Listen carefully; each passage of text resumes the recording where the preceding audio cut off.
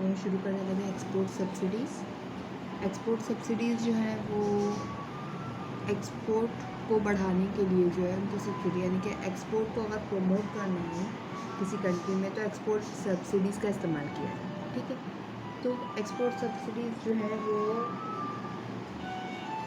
Conclusions जो देती हैं वो मैं पहले लिख देती हूँ। ठीक है, ठीक है। An export subsidy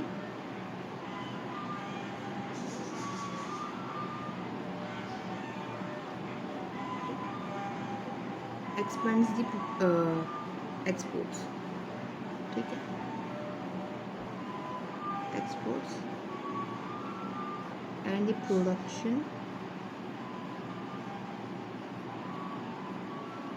of subsidized product। ठीक है,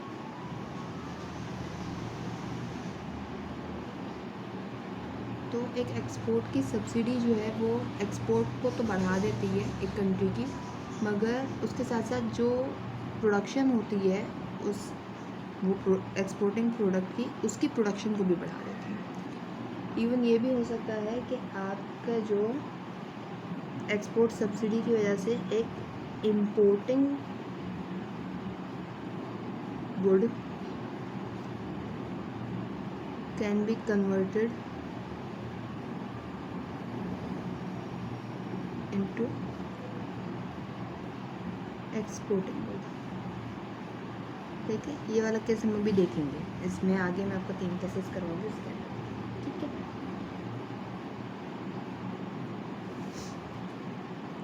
दूसरा फैक्ट, अगर ये साथ साथ करवाना नहीं, अगर एक चीज़ आ ही रही है तो करवा देते हैं। ठीक है ना,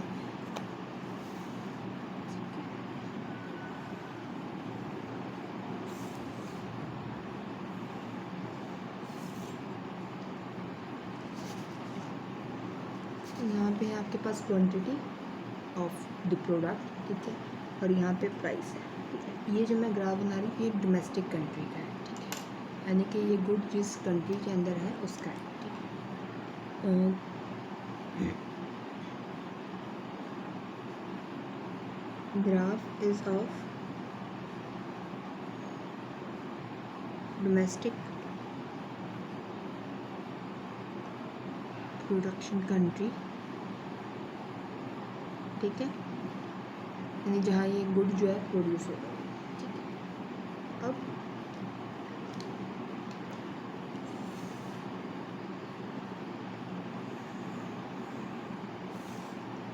सप्लाई ऑफ डोमेस्टिक,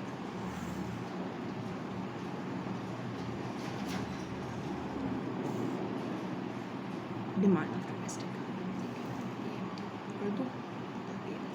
ठीक, तो अब सप्लाई और डिमांड होगी। ठीक है, वर्ल्ड की प्राइस जो आ रही है वो आ रही है यहाँ। ठीक है, ये वर्ल्ड की यानी कि इंटरनेशनल प्राइस जो चल रही होती है वो हमने इंटरनेशनल प्राइस लाइन है। ठीक है, वर्ल्ड की प्राइस ही चल रही है। एट दिस वर्ल्ड प्राइस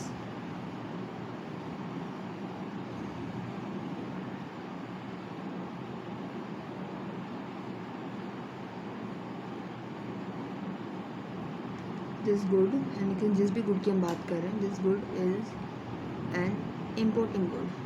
क्योंकि इसकी क्यों हो गई ये इम्पोर्टिंग गुड? क्योंकि इसकी क्वांटिटी सप्लाई कम है as compared to the demand of the good. ठीक है, अब अगर इसको इस गवर्नमेंट जो है वो सब्सिडी दे दे। ठीक है, यानी कि प्राइस प्लस सब्सिडी, वर्ल्ड की प्राइस प्लस सब्सिडी दे दे इस इम्पोर्टिंग गुड को, ताकि ये जो है इंटरनेशनल मार्केट को कम्पीट कर सके। थोड़ी सी सब्सिडी देने की कोशिश की, इन्होंने इतनी सब्सिडी दे दी कि ये जो इसकी वर्ल्ड प्राइस थी ये यहाँ से आ गया, ऊपर आ गया। उन्होंने इतनी सब्सिडी दे दी कि ये वाली जो, इसको मैं यहाँ डबल लाइन से थोड़ा शो कर रही हूँ ताकि थोड़ा डिफ्रेंशिएट हो। ठीक है, तो ये आ गया आपके पास वर्ल्ड प्राइस प्लस सब्सिडी। लेकिन उन्होंने इतनी सब्सिडी गवर्नमेंट ने इस गुड को दे दी कि ये इम्पोर्टिंग गुड से एक्सपोर्टिंग गुड। ठीक है, So after subsidy given by government,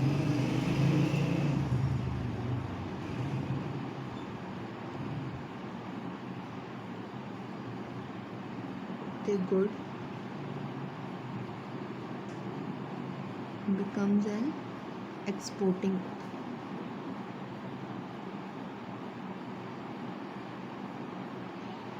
ठीक है, ठीक है जी।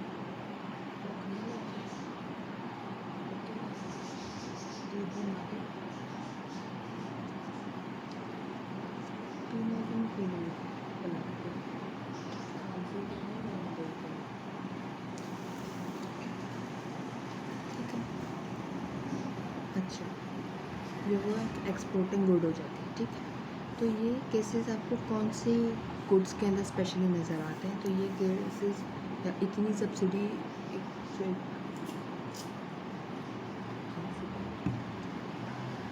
तो ये केस जो है वो आएगा आपके पास तब जब एग्रीकल्चर प्रोडक्ट्स होते हैं।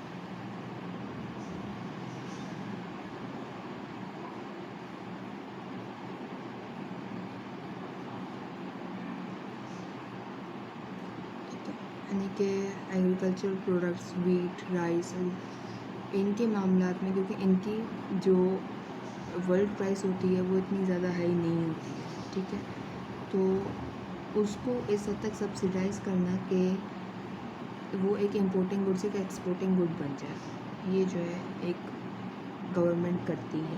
ठीक है, अब इसके बाद दी नेक्स्ट के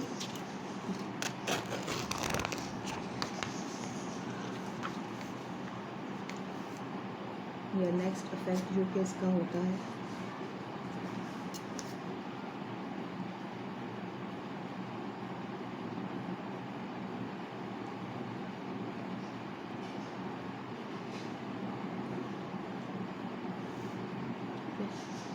दूसरा फैक्टर होता है कि the export subsidy reduces the net national well-being of exporting country।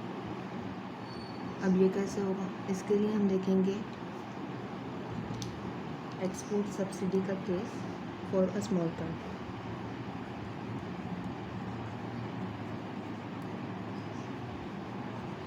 Subsidy for small countries.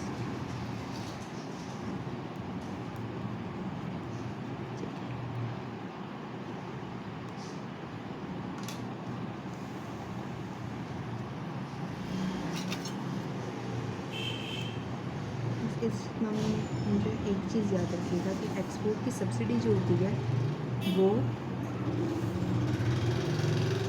Prices को इंक्रीज़ कर देती है। ठीक है,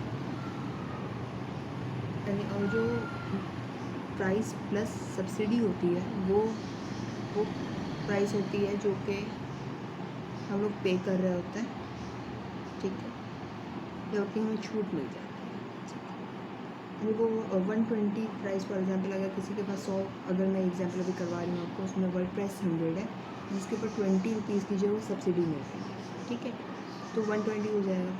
ठीक, तो जो चीज़ है 100 की मगर 120 यानी जिसके ऊपर एक्स्ट्रा 20 रुपीज़ है वो गवर्नमेंट दे रही है। ठीक है, प्राइस।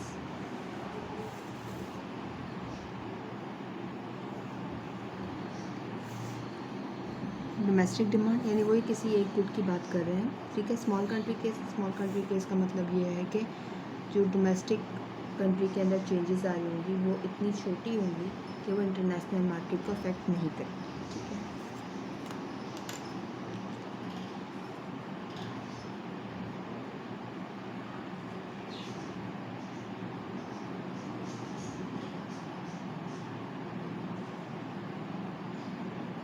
ठीक है, ये हो गया आपके पास वर्ल्ड की प्राइस, जो कि यहाँ पे मैं 100 रुपये लेके जा रही हूँ, ठीक है। एट दिस 100 रुपीज़, ठीक है, फर्म की डिमांड है 70 और सप्लाई है 160, ठीक है। किसी भी प्रोडक्ट की बात कर रहे हैं, ठीक है। अब इसके ऊपर जो है consumer surplus, producer surplus mark कर लें, ज़्यादा बाकी में थोड़ी सी आसानी हो जाए, ठीक है। प्राइस लाइन के ऊपर डिमांड कर्व से नीचे ये कंज्यूमर सरप्लस और ये रहा आपका प्रोड्यूसर सरप्लस, ठीक है। जब सब्सिडी बढ़ दी जाएगी, यानी कि अब सब्सिडी जो मिल रही है वो मिल रही है 20, ठीक है। यानी मैं यहाँ लिख देती हूँ कि गवर्नमेंट गिव्स सब्सिडी ऑफ 20, सही, सब्सिडी दे रहा है, टैक्स नहीं दे रहा है, ठीक, इसलिए प्लस लगा है। तो इसको कितना ऊपर शिफ्ट हो जाएगा, 100 में कितना ऐड हो जाएगा, तो ये 20 यूनिट से बढ़ जाएगा। वर्ल्ड प्राइस प्लस सब्सिडी यानी कि 120, ठीक है। एट दिस 120 प्राइसेस, अब कंज्यूमर सरप्लस पहले दिखा रही हूँ आपको, ये रहा आपका कंज्यूमर सरप्लस, यानी कि कंज्यूमर जो है वो वर्स ऑफ हो गया है, ठीक है। और कंज्यूमर जो वर्स ऑफ हुआ है, यानी कि जितना एरिया कंज्यूमर का कम हुआ है उतना ये टोटल एरिया जो है ये बढ़ गया प्रोड्यूसर का। इसमें ये जो एरिया है, ठीक है, इसको मैं मार्क कर रही हूँ ई एफ, ठीक है। यानी कि अब जो 50 है और मैं इसको यहाँ पे जूम कर रही हूँ, बढ़ के जो है ये 180 हो गया, ठीक है। तो ये तो वो ई और एफ तो वो हो गया जो कि प्रोड्यूसर का गेन है, ठीक है।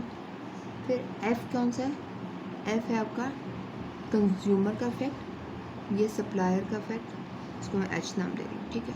और ये जी वाला एरिया क्या है, जी जो है ये गवर्नमेंट का बर्डन है, यानी कि जो extra cost paid by government, ठीक है,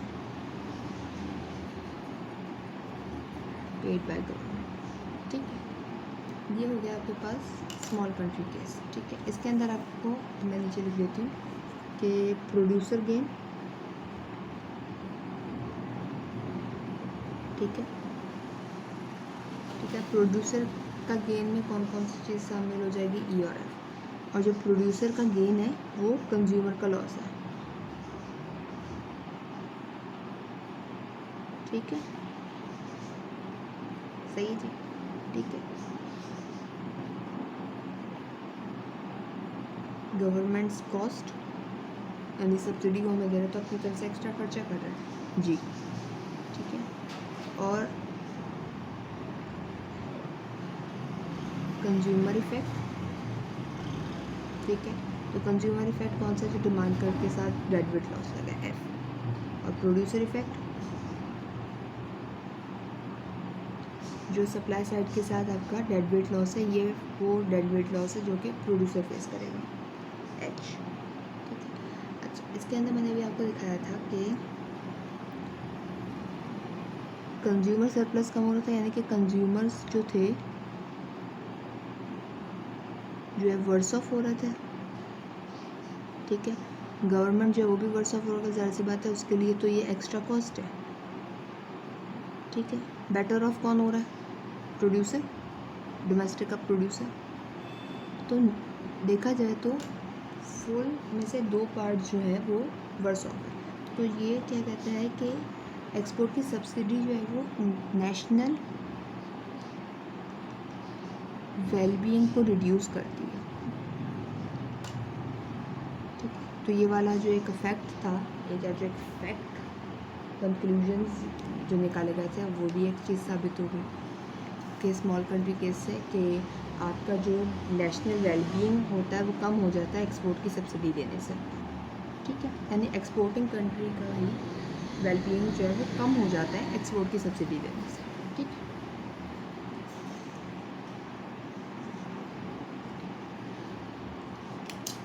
और इसका तीसरा फैक्ट क्या है, ठीक है।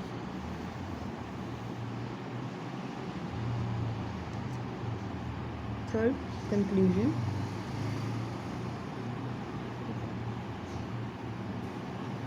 Export subsidy lowers the price paid by foreign buyers। नहीं, हम तो एक्सपोर्ट कर रहे हैं तो कोई कंट्री बाय भी तो कर रही है ना, उस गुड की डिमांड ऑफ इम्पोर्ट्स भी तो होंगी ना, पेड बाय फॉरेन बायर्स। ठीक है, और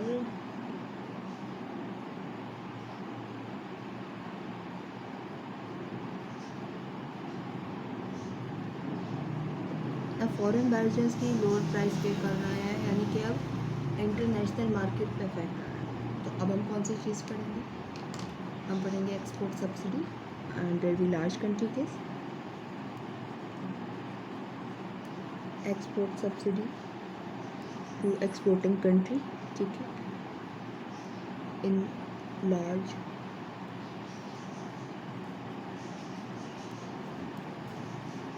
क्वांटिटीज। ठीक है, अब यहाँ पे मैं दो ग्राफ बनाऊँगी, एक एक्सपोर्टिंग कंट्री का होगा, दूसरा इंटरनेशनल मार्केट का। ठीक है, और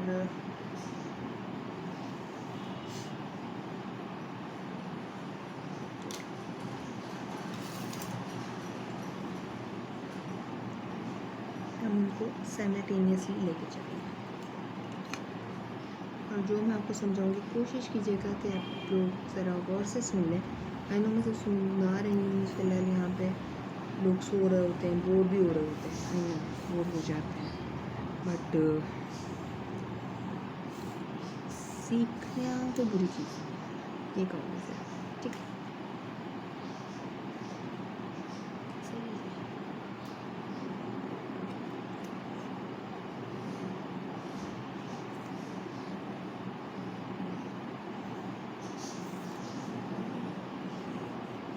ये सप्लाई ऑफ डोमेस्टिक है, ये डिमांड ऑफ डोमेस्टिक है। सही है, मैं कोशिश करती हूँ उसको मैं यहाँ फिट कर लूँ।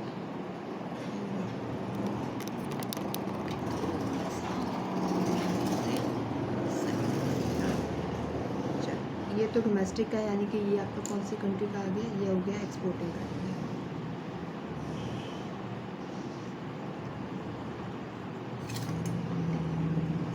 अब मैं यहाँ करने लगी हूँ ड्रॉ डिमांड ऑफ इम्पोर्ट्स, यानी कि international market and supply of exports. तो ये हो गया demand of imports of the good, supply of exports of the good, जो भी हम बात कर रहे हैं, क्यू यहाँ पे क्यू। ठीक है, यहाँ पे भी प्राइस है, यहाँ पे भी प्राइस है। ठीक है, ये हो गया आपके पास इंटरनेशनल मार्केट, ये आपके पास प्राइस आ गई। अब मैं पेन पकड़ रही हूँ वापस, ताकि जो भी मैं काम करूँ विजिबल हो सके। ठीक है,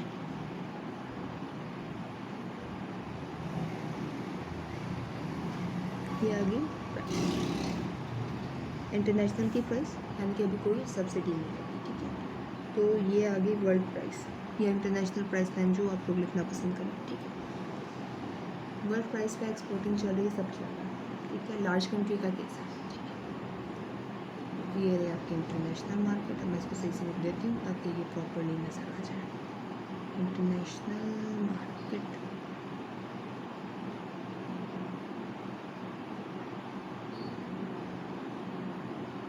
एक्सपोर्टिंग कंट्री। ठीक है,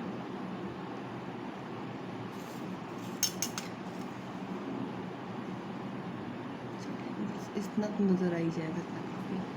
चल, अब अगर गवर्नमेंट आपको सब्सिडी दे अमाउंट की, सब्सिडीज अप्लाई, तो सब्सिडी अप्लाई से क्या होगा कि जितनी अमाउंट की सब्सिडी ये गवर्नमेंट यहाँ पे देगी, उसकी हाफ अमाउंट से यहाँ पे प्राइस बढ़ जाएगी। ठीक है, सब्सिडी। ठीक है, इस पॉइंट पे जब मैं यहाँ से यहाँ इंटरनेशनल मार्केट में ट्रेस करूँगी, ठीक है, यू वो कोई भी प्राइस होगी प्लस हाफ ऑफ। ठीक है, ये याद रखिएगा कि जो सब्सिडी फ़िलहाल प्राइसेस आगे बढ़ा रही है, इसमें भी साइमल्टेनियसली नीचे भी इफेक्ट आ रहा है। ठीक है, तो इसलिए मैं इसको टोटली जो है उसको हाफ कर देती हूँ। अब अब ये तो वो हो गया कि सप्लायर इस पे देने को तैयार है, ठीक है। अब अगर डिमांड ऑफ इम्पोर्ट्स यानी कि जो बायर्स हैं वो ये क्वांटिटी लेने को तैयार हैं, ठीक है, यानी कि वो तैयार हैं कि इस क्वांटिटी पे ट्रेड हो जाए क्यू बार पे, तो मगर डिमांड फॉर इम्पोर्ट्स कितने प्राइस देने को तैयार है अकॉर्डिंग टू मैं इस क्वांटिटी के लिए वो ये प्राइस देने को तैयार है,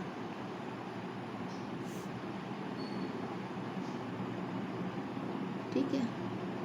हम देख रहे हैं कि यहाँ पे एक सब्सिडी देने से जो कि एक्सपोर्टिंग कंट्री ने दी थी, इंपोर्टिंग कंट्री भी उससे अफेक्ट हो गई थी, ठीक है। अब इसमें होने क्या लगा है, इसको यहाँ पे हम अब मैं के एक्सेस नीचे मार्क कर लूँगी, ठीक है।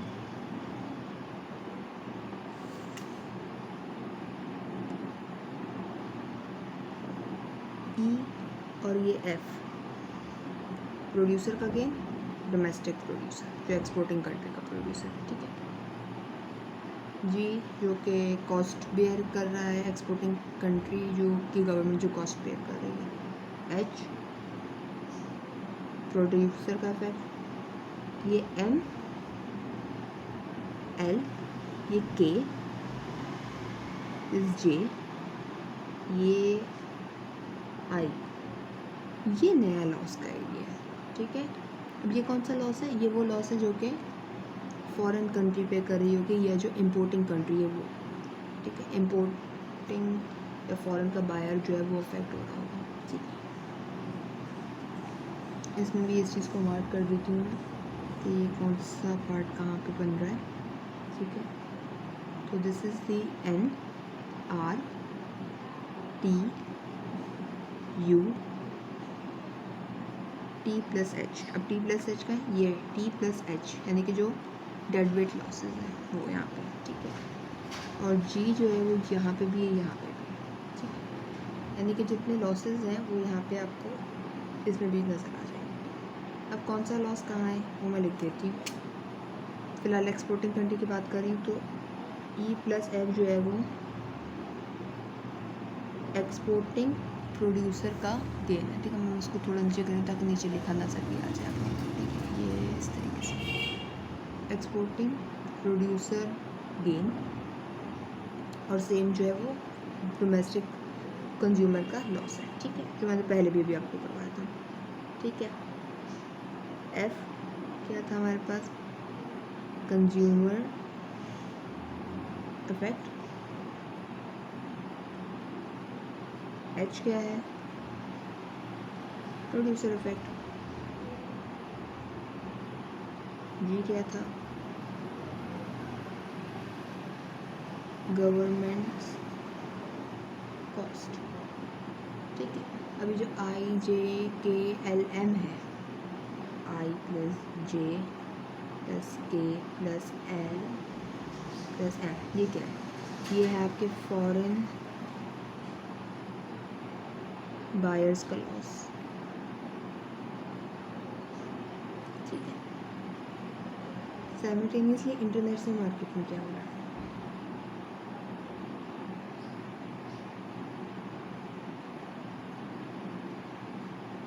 ठीक है। एफ प्लस एच यानी कि ये जो है बस ये टी नहीं है, एफ है। F plus H plus you, ये जो तीन है ये आपके क्या होगा, डेड वेट लॉसेस,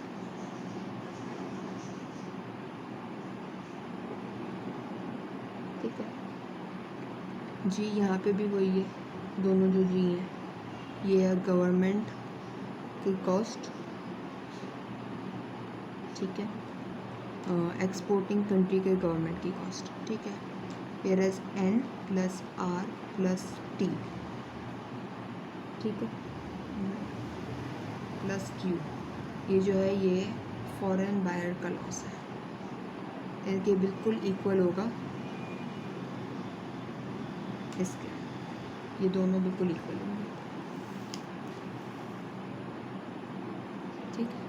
उम्मीद करते हैं export subsidy in large country के आपको समझ में आ रहा है, ठीक है। अब मेनली यहाँ पे ये है कि in real world large country cases ही होते हैं, यानी इंटरनेशनल मार्केट्स पे इफेक्ट आ रही है। तो हमने देखा कि एक्सपोर्टिंग कंट्री का सब्सिडी देना इंपोर्टिंग कंट्री को अफेक्ट कर रहा था। ये देखा ना हमने यहाँ पे डिमांड फॉर इम्पोर्ट्स में। तो एक इम्पोर्टिंग कंट्री को क्या करना चाहिए? इम्पोर्टिंग कंट्री बेसिकली क्या करती है, काउंटर वेलिंग ड्यूटीज़ लगा देती है। जब वो देखती है कि एक्सपोर्ट की सब्सिडी आ रही है तो काउंटर वेलिंग ड्यूटीज़ लगा देती है। ठीक, उससे पहले WTO के रूल्स हैं सब्सिडीज़ के, तो मैं आपको थोड़ा सा बता देती हूँ। WTO rules on subsidies, export की सब्सिडीज़ के ऊपर। ठीक है, तो क्या है कि पहला है कि subsidies linked directly to export is prohibited, यानी कि इस चीज़ पे बाकायदा पूरी रुकावट है। ठीक है,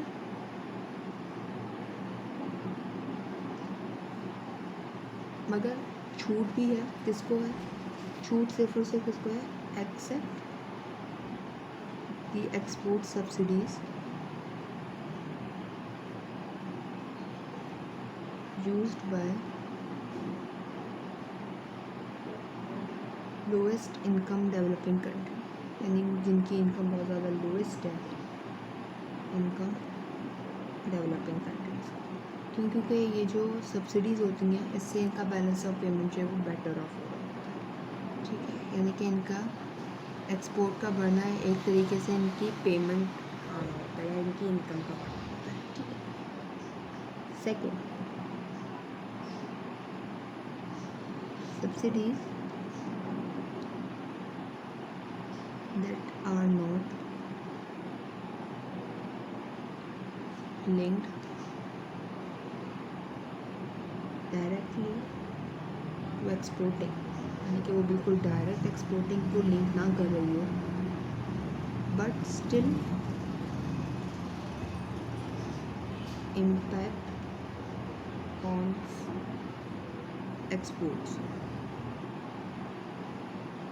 आर एक्शन एबल, यानी कि अगर ऐसा हो रहा तो उनके ऊपर कोई ना कोई एक्शन लिया जा सकता है।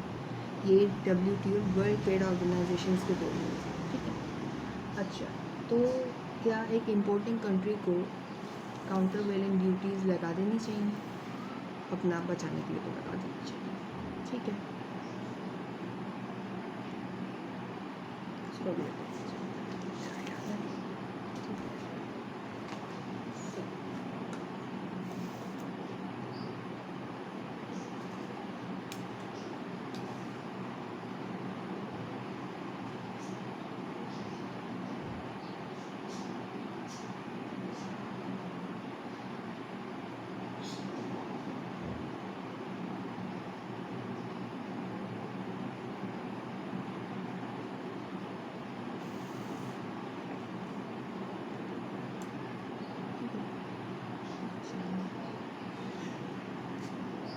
इसको अगले पार्ट में एक्सप्लेन करते हैं।